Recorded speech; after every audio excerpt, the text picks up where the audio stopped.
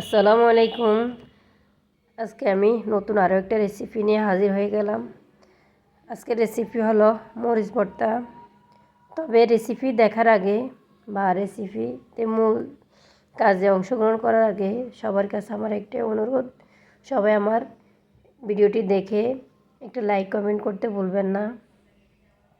যারা চ্যানেলটি সাবস্ক্রাইব করেন নাই, চ্যানেলটি সাবস্ক্রাইব করার জন্য অনুরোধ রইল। এখন আমরা চলে যাব মূল রেসিপিতে। এখানে আমি মরিচ নিয়েছি প্রায় 250 গ্রাম। এখন এই মরিচগুলো আমি খুব কম আছে ভালোভাবে ভেজে নিব। যতক্ষণ পর্যন্ত ভাজার জন্য সময় লাগে আমি ততক্ষণই ভেজে নিব। এইরকম করে ভাজা আরও কিছুক্ষণ আমি ভাজবো। তবে এইরকম করে আমি ভেজে নেওয়া হয়ে গেলে কিছুক্ষণ পর আমি উঠিয়ে নিব। এখন আমি মরিচগুলো উঠিয়ে নিচ্ছি। এইদিকে আমি একবারে এইরকম করে ভেজে নেবেন। এইদিকে আমি রসুন নিয়েছি প্রায় 2টার মতোই। রসুনগুলো আগে আমি শিলপাটার মধ্যে বেটে নিব।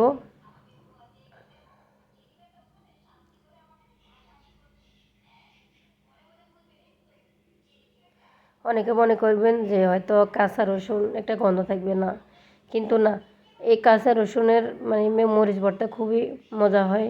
এখন দিয়ে দিব আমি ভাজা মরিচগুলো শিলপাটার মধ্যে আমি বেটে নিব। তবে হাতে হয়তো জাল লাগতে পারে, বা আপনার কাছে যদি হ্যান্ড গ্লাভস থাকে অবশ্যই হ্যান্ড গ্লাভসটা পরে নেবেন মরিচ ভর্তা তৈরি করতে। তবে আমার হ্যান্ড গ্লাভসের প্রয়োজন না, আমি একটা চামচ নিয়েছি যাতে করে আমার হাতে না লাগে।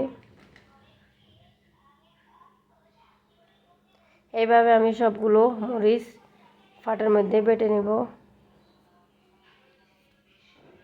দিয়ে দিব পরিমাণ মতো লবণ।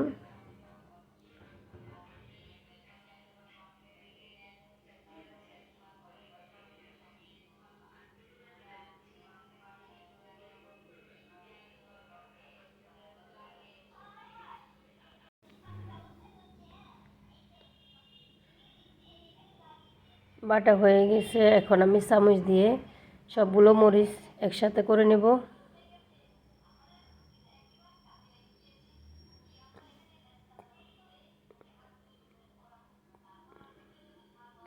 এই মরিচ ভর্তা নোয়াখালী মানুষের খুবই পছন্দের, খুব মজা।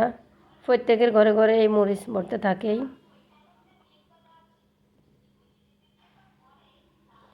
এখন আমি রসুন, লবণ, মরিচ একসঙ্গে ভালোভাবে মিশিয়ে নিচ্ছি।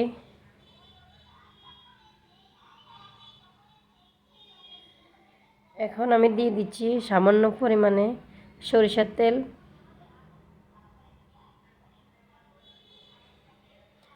রসুন আর তেলের কারণে এই মরিচ ভর্তাটা নষ্ট হওয়ার কোনো চান্স নাই।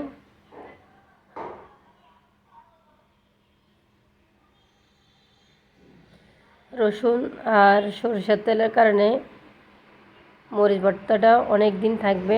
তবে আপনারা ইচ্ছা করলে নর্মালে রাখিও খেতে পারেন। আমার মতে এটা নর্মালে রাখা লাগে না, এটা বাইরে রাখিও খাওয়া যায়। যারা এতক্ষণ আমার সাথে ছিলেন তাদেরকে অসংখ্য ধন্যবাদ। ভালো লাগলে অবশ্যই একটা লাইক দিয়ে যাবেন। ভালো থাকবেন সবাই। আল্লাহ হাফিজ।